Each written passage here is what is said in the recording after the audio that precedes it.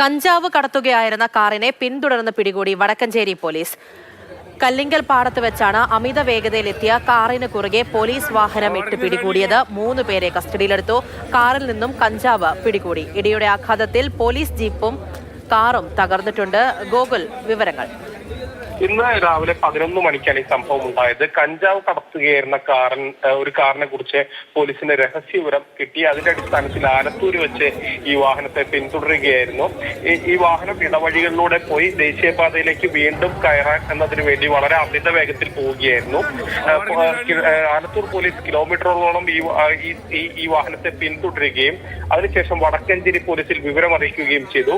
വടക്കഞ്ചേരി പോലീസാണ് ഈ വാഹനത്തിന്റെ കുറുകെ ജീപ്പിടുകയും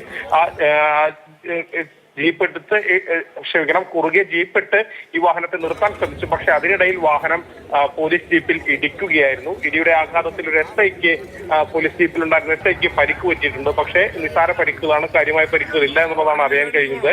തുടർന്ന് നാട്ടുകാർ ഉൾപ്പെടെ ഇറങ്ങിയോടിയ പ്രതികളെ നാട്ടുകാരും പോലീസും ചേർന്നാണ് പിടികൂടിയത്. ശരി ഗോകുൽ.